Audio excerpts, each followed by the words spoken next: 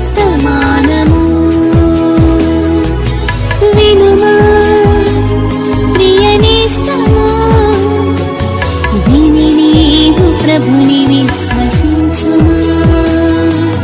వినుమా ప్రియ నేస్తమా, విని నీవు ప్రభుని విశ్వసించుమా. ప్రభును రక్షకుడునైన యేసుక్రీస్తు అతి శ్రేష్టమైనటువంటి నామములో మీ అందరికీ శుభాలు వందనాలు తెలియజేస్తూ ఉన్నాను. ప్రియ దేవుని బిడ్డలారా, దేవుని యొక్క మహాకృపను బట్టి దయను బట్టి దేవుడు గడిచిన కాలమంతయు తన రెక్కల హస్తాల చాటును మనలందరినీ కాపాడి ఈ డిసెంబర్ నెలలో యేసుక్రీస్తు జన్మదిన వేడుకలు జరుపుకుంటున్నటువంటి ఈ సంతోషకరమైనటువంటి దినాలలో ప్రభువుని స్తుతించడానికి ఆరాధించడానికి దేవుడే శ్రేష్టమైన సమయాలను దేవుడు మనకు అనుగ్రహించాడు. ఈ శ్రేష్టమైనటువంటి సమయంలో మీ అందరికీ క్రిస్మస్ శుభాకాంక్షలు తెలియపరుస్తూ ఉన్నాం. ప్రియ దేవుని బిడ్డలారా, ఈ శ్రేష్టమైనటువంటి సమయంలో దేవుని యొక్క వాక్యమును జాగ్రత్తగా ధ్యానం చేద్దాం. మీ పరిశుద్ధ గ్రంథాలు తెరవండి, దేవుని యొక్క వాక్యమును ధ్యానం చేద్దాం. లూకా సువార్త 2వ అధ్యాయము 38వ వచనాన్ని మనం చదువుకుందాం. లూకా సువార్త 2వ అధ్యాయం 38వ వచనం. ఆమె కూడా ఆ గడియలోనే లోపలికి వచ్చి దేవుని కొనియాడి యెరూషలేములో విమోచన కొరకు కనిపెట్టుచున్న వారందరితో ఆయనను గూర్చి మాటలాడుచుండెను. ప్రార్థన చేద్దాం. మహాపరిశుద్ధుడును ప్రేమ కలిగిన మా ప్రియ పరలోకపు తండ్రి, ఆశ్చర్యకరుడు అయిన మా యేసయ్యా, నీకు వందనాలు. ఈ శ్రేష్టమైనటువంటి సమయంలో నీ వాక్యాన్ని మేము ధ్యానం చేయబోతున్నాం. మాతో మీరు మాట్లాడండి. మాకు కావలసిన దైవ సందేశమును మీరు అనుగ్రహించమని యేసు నామం పేరిట ప్రార్థన చేసి అడిగి వేడుకొనుచున్నాము తండ్రి, ఆమేన్. ప్రభునందు ప్రియ దేవుని బిడ్డలారా, మన ప్రభు అయిన యేసుక్రీస్తు 2016 సంవత్సరాల క్రితం కన్యమరియ గర్భాన జన్మించారు. దేవదూత మరియ దగ్గరకు వచ్చి చెప్పింది, దయాప్రాప్తురాలా, నీకు శుభం, ప్రభు నీకు తోడై ఉన్నాడమ్మా అని చెప్పింది. ఏమిటో ఆ శుభవచనమని ఆమె తొందరపడుచుండగా, మరియా భయపడకు, ఇదిగో నీవు గర్భం ధరించి కుమారుని కని ఆయనకు యేసు అని పేరు పెడతావు అని చెప్పింది. ఆ మాటకు మరి అడిగింది, అయ్యా నేను పురుషుని ఎరుగని దానినే, ఇది ఎలా జరిగిద్ది అని అడిగింది. దేవుని దూత చెప్పింది, అమ్మా సర్వోన్నతుని శక్తి నిన్ను కమ్ముకోబోతుంది, పుట్టబోవు శిశువు పరిశుద్ధుడై దేవుని కుమారుడు అనబడతాడు అని చెప్పింది. ఆ మాటకు మరియ దేవుని మాటలను సిద్ధించింది, నమ్మింది.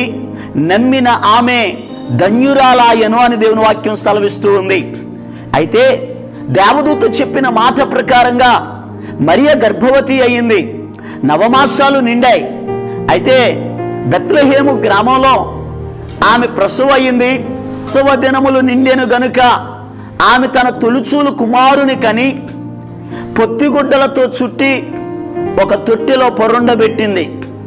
అయితే యూదులు వారికి జ్యేష్ఠ పిల్లలు పుట్టినప్పుడు 8వ దినమందు దేవాలయములోనికి తీసుకెళ్ళి దేవునికి వారి స్తోమత ప్రకారంగా కొందరు గొర్రెలను, కొందరు పావురాలను, మరికొందరు గువ్వలను దేవునికి బలిగా అర్పించేటటువంటి వారు. అయితే మరియా యోసేపులు కూడా తమ యొక్క యేసుక్రీస్తు ప్రభుని తీసుకుని దేవాలయంలోనికి వెళ్ళారు. దేవాలయంలోకి వెళితే ఆ దేవాలయంలో ఒక దైవజనుడు ఉన్నాడు. ఆయన పేరు సుమియోను. ఆయనతో దేవుడు మాట్లాడాడు. ఆయన వృద్ధుడు.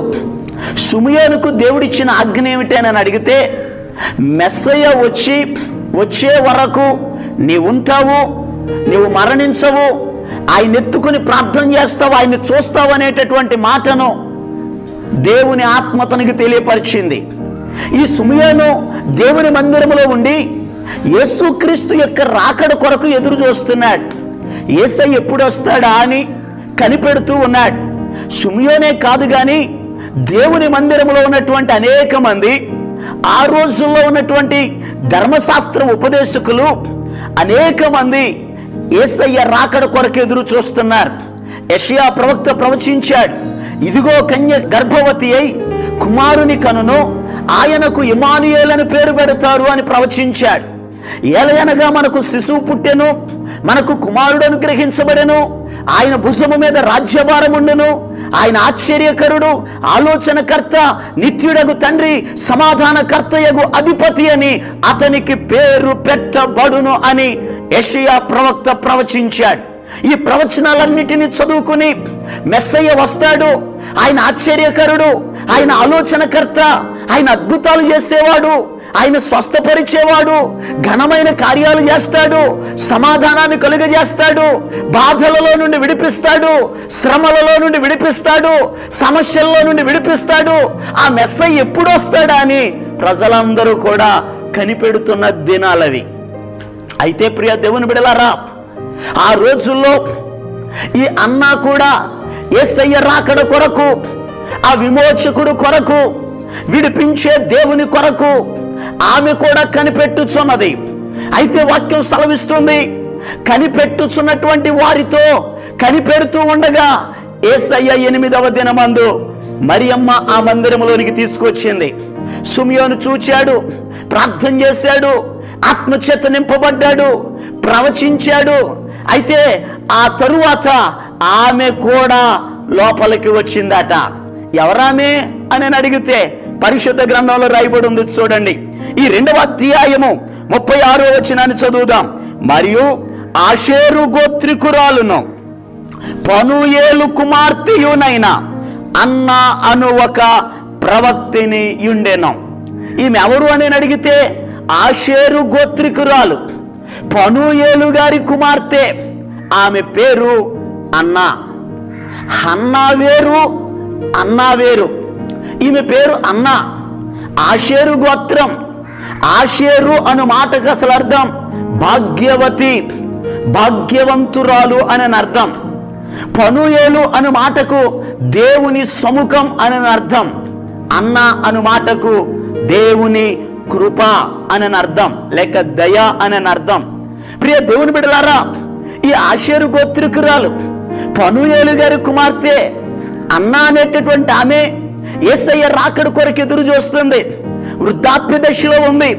మెస్సయ్య ఎప్పుడు వస్తాడా, ఆయన్ని చూడాలి, ఆయన ఎత్తుకోవాలి, ఆయన సంతోషించాలి, ఆయనను గణపరచాలి, ఆయనను కొనియాడాలని ఆమె కనిపెడుతూ ఎదురు చూస్తుంది. ఎదురు చూస్తున్నటువంటి ఆమె యేసయ్యను చూచింది, యేసయ్యను చూచి సంతోషించింది, యేసయ్యను గణపరిచింది, యేసయ్యను ఎత్తుకొని ఆనందించింది, యేసయ్యతో సహవాసం చేసింది. ప్రియ దేవుని బిడ్డలారా, చాలా జాగ్రత్తగా గమనించండి. ఈ రోజునాడు క్రైస్తవుల యొక్క ఆలోచన ఇదే. క్రైస్తవుడు కనిపెట్టేది యేసయ్య రాకడ కొరకు. యేసయ్య రాకడ 2 రకాలుగా ఉంది. ప్రియ దేవుని బిడ్డలారా, చాలా జాగ్రత్తగా గమనించండి. దేవుని యొక్క వాక్య భాగంలో అమూల్యమైన విషయాలు కనబడుతున్నాయి. యేసయ్య రాకడ 2 రకాలు. ఒకటి ప్రత్యక్ష రాకడ. ప్రత్యక్ష రాకడలో కన్యమరియ గర్భాన బాలుడుగా యేసయ్య జన్మించాడు. యేసయ్య జన్మించినప్పుడు అనేక మంది చూచారు. అయితే 2వ రాకడ రహస్య రాకడ. ప్రధాన దూత బోర ఊదిద్ది, సకల పరిశుద్ధులను తీసుకుని యేసయ్య మధ్యాకాశంలోనికి రాబోతున్నాడు.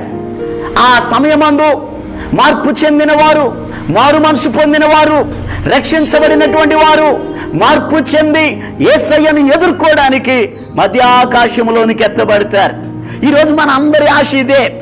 క్రైస్తవుడు, ప్రభుని ఎరిగిన వాడు, మార్పు చెందినవాడు యేసయ్య ఎప్పుడు వస్తున్నాడా అని కనిపెడతా ఉన్నాం.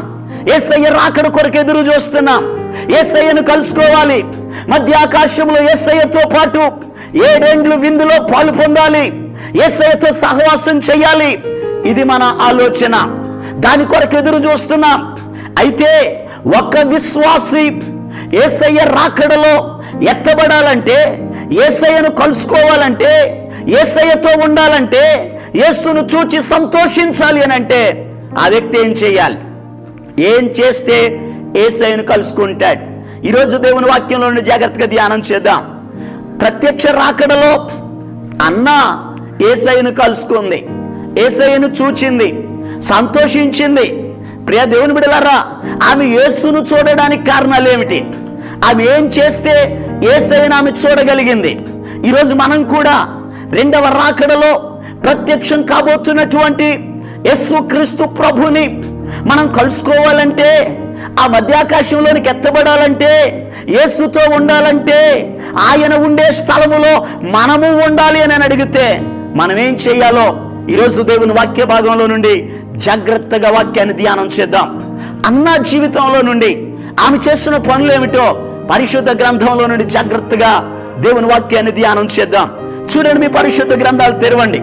యేసు ప్రభుని కలుసుకోవడానికి అన్న చేసిన కొన్ని పనులను ధ్యానం చేద్దాం. ఈ లూకా సువార్త 2వ అధ్యాయం 37వ వచనాన్ని చదువుకుందాం. చూడండి, 2వ అధ్యాయము 37వ వచనం. 84 సంవత్సరములు విధవరాలయుండి దేవాలయమును విడువక. ప్రియ దేవుని బిడ్డలారా, చాలా జాగ్రత్తగా గమనించండి. అన్న అనేటటువంటి స్త్రీకి వివాహం అయ్యింది. 7 సంవత్సరాలు భర్తతో కాపురం చేసింది. ఆ తరువాత భర్త చనిపోయాడు. భర్త చనిపోయిన తరువాత దేవుని యొక్క వాక్య భాగంలో రాయబడి ఉన్నటువంటి శ్రేష్టమైనటువంటి మాట ఏమిటి అని అడిగితే, ఆమె 84 సంవత్సరములు విధవరాలయ్యుండెను. 84 సంవత్సరాలు విధవరాలుగా ఉండి యేసయ్య రాకడ కొరకు కనిపెడుతుంది. కనిపెట్టుచున్నటువంటి ఆమె చేసిన మొదటి పని దేవాలయమును విడువలేదు. ప్రియ దేవుని బిడ్డలారా, చాలా జాగ్రత్తగా ఈ మాటలను గమనించు. ఒక వ్యక్తి యేసును చూడాలంటే, యేసయ్యను కలుసుకోవాలంటే, ఆయన రాజ్యానికి చేరాలంటే, ఆయనతో సహవాసం చేయాలనంటే, ప్రభు వచ్చినప్పుడు, ప్రధాన దూత బోర ఊదినప్పుడు సకల పరిశుద్ధులు ప్రభుని ఎదుర్కొనడానికి వెళతారు. అలా మనం కూడా ప్రభుని ఎదుర్కోవడానికి వెళ్ళాలి అని అడిగితే ఆయన మందిరమును విడిచిపెట్టకూడదు, ఆరాధనను విడిచిపెట్టకూడదు, దేవుని సన్నిధిని విడిచిపెట్టకూడదు. ఎవరైతే దేవాలయంలో ఉంటారో, దేవుని సన్నిధిలో ఉంటారో, ఆరాధిస్తారో, దేవుని స్తుతిస్తారో, దేవుని సేవిస్తారో, వారే దేవుని రాజ్యానికి చేరతారు. ఈ మాటలు వింటున్న ప్రియ దేవుని బిడ్డలారా, చాలా జాగ్రత్తగా గమనించండి. ఈరోజు ఈ టీవీ ముందు కూర్చొని ఈ మాటలు వింటున్న ప్రియ దేవుని బిడ్డలారా, నీ జీవితంలో కూడా సంవత్సరానికి ఒక్కసారి మందిరంలోకి వెళతావేమో. నువ్వు ఒకవేళ పండక్కే వెళ్ళే వాళ్ళు ఉన్నారేమో, లేకపోతే ప్రత్యేక కార్యక్రమాలకే మందిరంలోకి వెళ్ళేటటువంటి వారు గనక ఉంటే దయచేసి చాలా జాగ్రత్తగా గమనించండి. అలా సంవత్సరానికో 6 మాసాలకో నెలకొకసారో నువ్వు దేవాలయంలోనికి గనక వెళితే విడిచిపెట్టబడతావు. మందిరములోనికి క్రమముగా వెళ్ళాలి, ప్రతి వారం వెళ్ళాలి. నీకు అవసరమైతే, అవకాశం ఉంటే ప్రతిరోజు వెళ్ళాలి. దేవుని స్తోత్రం చేద్దాం, ఆరాధించాలి. దేవాలయమును విడిచిపెట్టద్దు. దేవాలయము దేవుని సన్నిధి ఉండే స్థలం, దేవుడు నివసించే స్థలం, దేవుని మహిమ ఉండే స్థలం, దేవుని తేజస్సు ఉండే స్థలం. సొలొమోను దేవుని మందిరాన్ని కట్టాడు.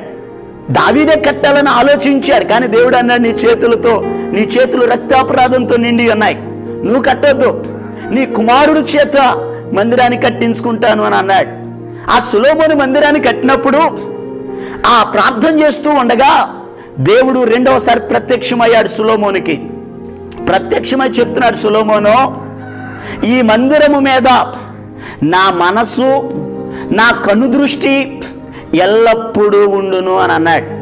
ప్రియ దేవుని బిడ్డలారా, దేవుని మందిరములో దేవుని కనుదృష్టి ఉంది, దేవుని మందిరములో దేవుని మనసు ఉంది, దేవుని మందిరములో దేవుని దృష్టి ఉంది. గనక ఈ మందిరంలోనికి ఎవరైతే వస్తారో, ఆ వచ్చేవారు సమస్యలతో వస్తే, బాధలతో వస్తే, కన్నీటితో వస్తే, వేదనతో గనక వస్తే, వారికున్న ప్రతి ఇబ్బందులను ఆయన విడిపించగలడు. పరిశుద్ధ గ్రంథంలో ఒక స్త్రీ దుఃఖాక్రాంతురాలై వచ్చిందట. ఆమె పేరు హన్నా. హన్నా అనేటటువంటి స్త్రీ గర్భఫలం లేదు, పిల్లలు లేరు. అయితే దేవుని మందిరంలోనికి ఏడుస్తూ వచ్చింది. ధర్మశాస్త్రం లేక దేవుని వాక్యంలో రాయబడి ఉంది, కుమారులు యెహోవా అనుగ్రహించు స్వాస్థ్యము, గర్భఫలము ఆయన ఇచ్చు బహుమానము. అయితే కుమారుల కొరకు, కుమార్తెల కొరకు ఇచ్చేది దేవుడే. వాళ్ళు కావాలి అని అంటే దేవుడి దగ్గరికి రావాలి, కన్నీరు గార్చాలి, ప్రార్థన చేయాలి. దేవుని మందిరములో దేవుడు ఉన్నాడు. బాధలు తొలగిపోయే స్థలం, వ్యాధులు తొలగిపోయే స్థలం, నెమ్మది దొరికే స్థలం, సమాధానం దొరికే స్థలం, సంతోషం దొరికే స్థలం, ఆనందం దొరికే స్థలం, అద్భుతాలు జరిగే స్థలం, ఆదరించబడే స్థలం దేవుని మందిరం. ప్రియ సోదరి సోదరుడా, ఈ మందిరాన్ని విడిచిపెట్టొద్దు, మందిరాన్ని వదిలిపెట్టొద్దు. నీ జీవితంలో నువ్వు బాగుపడాలంటే, ఆశీర్వదించబడాలంటే, క్షేమం కలగాలంటే, నీవు నీ కుటుంబం వర్ధిల్లాలంటే, దేవుడు నీ కుటుంబంలో ఘనమైన కార్యాలు జరిగించాలి అని నేను అడిగితే దేవుని మందిరాన్ని విడిచిపెట్టొద్దు. దేవుని మందిరములో ఉందాం, మందిరానికి వద్దాం. మా దేవుని మందిరమును మేము విడిచిపెట్టము అని ఇశ్రాయేలీలు నెహెమ్యా కాలంలో ప్రమాణం చేస్తున్నారు. అయ్యా, మా దేవుని మందిరాన్ని విడిచిపెట్టం అయ్యా. ఆ దేవుని మందిరాన్ని విడిచిపెట్టే బానిసత్వంలోకి వెళ్ళిపోయాం. ఆ దేవుని మందిరాన్ని విడిచిపెట్టే బంధకాల్లోకి వెళ్ళిపోయాం. దేవుని మందిరాన్ని విడిచిపెట్టుట ద్వారా బబులోను దేశానికి చెరలోనికి వెళ్ళిపోయాం. ఇది మొదలుకొని మా దేవుని మందిరమును మేము విడిచిపెట్టము. ఈ మాటలు వింటున్న ప్రియ దేవుని బిడ్డలారా, దేవుని మందిరాన్ని విడిచిపెట్టొద్దు, దేవుని సన్నిధిని విడిచిపెట్టొద్దు, ఆరాధన విడిచిపెట్టొద్దు, దేవునికి దూరం కావద్దు. దేవుని సన్నిధిలో ఉండండి. దేవుడు మిమ్ములను మీ కుటుంబాలను ఆశీర్వదిస్తాడు. దేవుని మందిరంలో దేవుని దృష్టి ఉంది. దేవుని మందిరంలో దేవుడు అంటున్నాడు, నా ప్రార్థన మందిరములో నేను వారిని ఆనందింప చేస్తాను అని అన్నాడు. మందిరంలో ఆనందాన్ని కలుగజేస్తాడు దేవుడు, సంతోషాన్ని కలుగజేస్తాడు, వేదనలన్నిటిని తొలగిస్తాడు. నీ జీవితంలో ఏ కన్నీరైతే ఉందో, ఏ సమస్య అయితే ఉందో, దేని కొరకైతే నువ్వు నలిగిపోతున్నావో, బిడలను గూర్చా, రుణాలను గూర్చా, సమస్యలను గూర్చా, మారు మనసు పొందని నీ భర్తను గూర్చా, నీ సమస్య ఏదైనా సరే మనుషులతో చెప్పుకో, దేవుని మందిరం దగ్గరికి వెళ్ళు, దేవునితో చెప్పు, నీ ప్రతి సమస్య పరిష్కారం అయిపోద్ది. దేవుడు నీ జీవితంలో అద్భుతమైన కార్యాలను జరిగిస్తాడు. దేవుడు నీ జీవితంలో ఘనమైన కార్యాలను జరిగిస్తాడు. దేవుని యొక్క వాక్యంలో అదే మాటలు రాయబడి ఉన్నాయి. దేవుని మందిరములోనికి రావాలి. అన్న దేవాలయమును విడిచిపెట్టలేదు. తాను అసలు విధవరాలు గనుక భర్త లేడు, పోషించబడాలి, కానీ మందిరాన్ని విడిచిపెట్టలేదు. దేవుని మందిరం దగ్గర ఉంది, దేవుని మందిరంలో పరిచర్య చేస్తుంది, దేవుణ్ణి ఆరాధిస్తూ ఉంది, దేవుని సేవిస్తూ ఉంది. దేవుడు ఆమె జీవితంలో గొప్ప కార్యాలు జరిగించాడు. ఇక రెండవ విషయాన్ని జాగ్రత్తగా ధ్యానం చేద్దాం. ఆమె యేసును చూచుటకు రెండవ కారణం. పరిశుద్ధ గ్రంథాలు తెరవండి. లూకా సువార్త 2వ అధ్యాయము 37వ వచనాన్ని చదువుకున్నాను చూడండి. 84 సంవత్సరములు విధవరాలయ్యుండి దేవాలయమును విడువక ఉపవాస ప్రార్థనలతో, దేవునికి స్తోత్రం చేద్దాం. ఆమె చేసిన పని ఏంటో తెలుసా? దేవుని సన్నిధిలో ఉపవాసము ఉన్నది. ఉపవాసం ఉండి ప్రార్థన చేసింది. ప్రార్థన చేసేటటువంటి వారు ఉపవాసాలు ఉండాలి. ఎందుకు ఉపవాసం ఉండాలి అని అడిగితే ప్రభు సెలవిస్తున్నాడు. ఇప్పుడైనను యోవేలు గ్రంథం 2వ అధ్యాయం 12వ వచనంలో రాయబడి ఉంది, ఇప్పుడైనను మీరు ఉపవాసం ఉండి దుఃఖించుచు కన్నీరు విడుచుచు మనఃపూర్వకముగా తిరిగి నా యొద్దకు రండి. ఎందుకనగా మనం చేసిన పాపాలు, మనం చేసిన అతిక్రమాలు, మనం చేసిన అవిధేయతలు, మనకున్న లోపములన్నిటినీ దేవుని సన్నిధిలో ఉపవాసం ఉండి ఉపవాస ప్రార్థనలో పశ్చాత్తాపపడాలి, కన్నీరు కార్చాలి, పాపాలు ఒప్పుకోవాలి, పాపాలను విడిచిపెట్టాలి. ప్రియ దేవుని బిడ్డలారా, యేసయ్య త్వరగా రాబోతున్నాడు. నేడు రేపు ఆయన రాబోతూ ఉన్నాడు. వచ్చుచున్నవాడు ఇక ఆలస్యం చేయడు. ఆయన మేఘారూఢుడే వచ్చుచున్నాడు. ఆ వస్తున్న ప్రభుని నువ్వు కలుసుకోవాలి అని అడిగితే, ప్రభు దగ్గరికి చేరాలి అని అడిగితే ఉపవాసం ఉండి కన్నీరు కార్చి ప్రార్థన చేయి. నీ పాపాలను ఒప్పుకో, మార్పు చెందు, మారు మనసు పొందు, పాప క్షమాపణ నిమిత్తమై బాప్తిసం తీసుకో, ప్రభు త్వరగా రాబోతా ఉన్నాడు. ప్రియ దేవుని బిడ్డలారా, చాలా జాగ్రత్తగా ఈ మాటలను గమనించండి. వచ్చుచున్నవాడు ఇక ఆలస్యము చేయడు, ఆయన త్వరగా రాబోతున్నాడు. సిద్ధపడ్డావా? మార్పు చెందావా? మారు మనసు పొందావా? మార్పు చెంది మారు మనసు పొంది ఉపవాసం ఉండి ప్రార్థన చేస్తే దేవుడు నీ జీవితంలో నిన్ను కనికరిస్తాడు. వాక్యంలో రాయబడి ఉంది, నినివే పట్టణ ప్రజలు పాపం చేశారు, దేవుని దృష్టికి దుర్మార్గులట వారు. ఆ దుర్మార్గులను దేవుడు చూచాడు, బాధపడ్డాడు. యోనా అనే ప్రవక్తను పంపించాడు. యోనా, వారి పాపము ఆకాశమునంటేనంతగా ఉందయ్యా, వారిని నేను నాశనం చేయబోతున్నాను, వెళ్ళి ప్రకటించిరా అని అన్నాడు. యోనా వచ్చాడు, ప్రకటించాడు. ప్రకటించిన తరువాత రాజు మొదలుకొని బంట్రోతు వరకు కూడా వారంతా ఉపవాసాలు ఉన్నారు. మనుషులేమి పశువులేమి నీళ్లు కూడా తాగలేదట, భోజనం చేయలేదు, మేత మేయలేదు. అంత ఉపవాసం ఉండి తమ దుర్మార్గాలను విడిచిపెట్టారు, తమ పాపాలను విడిచిపెట్టారు. ఇప్పుడు పాపాలను ఒప్పుకుంటున్నారు. దేవునికి స్తోత్రం.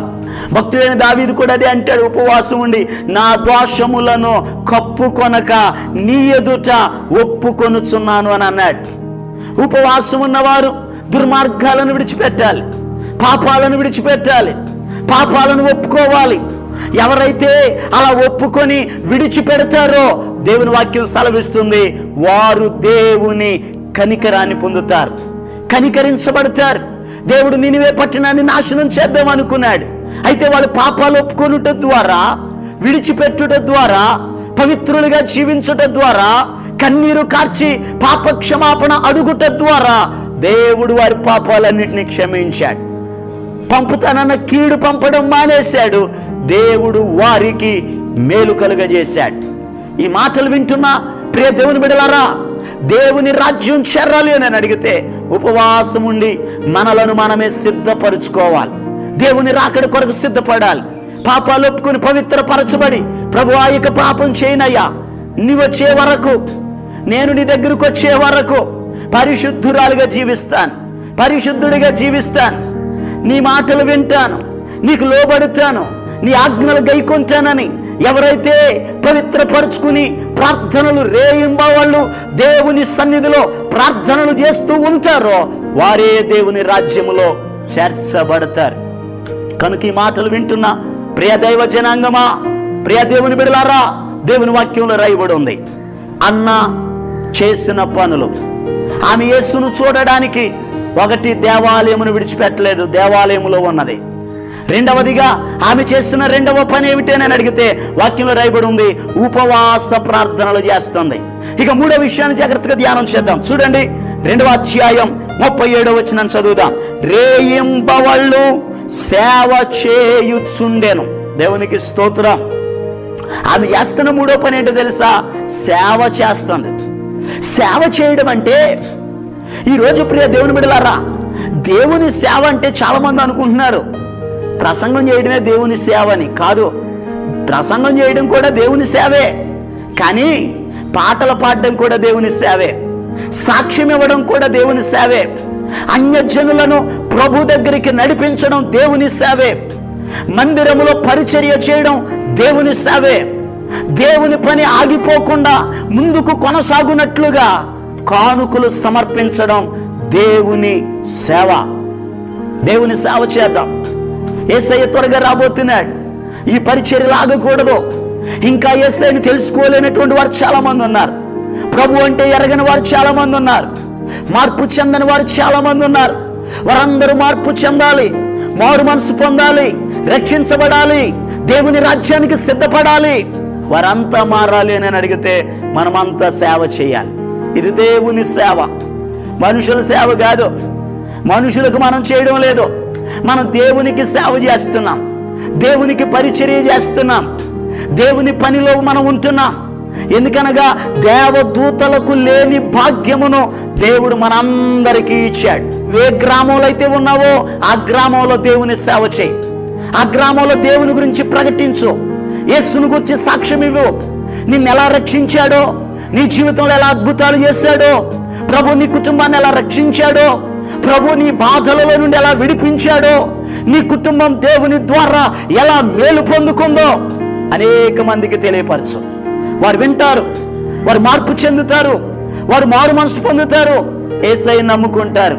ఆత్మలను రక్షించడమే నిజమైన సేవ. దేవుడు ఈ మాటలను ఆశీర్వదించును గాక. ప్రార్థన చేద్దాం.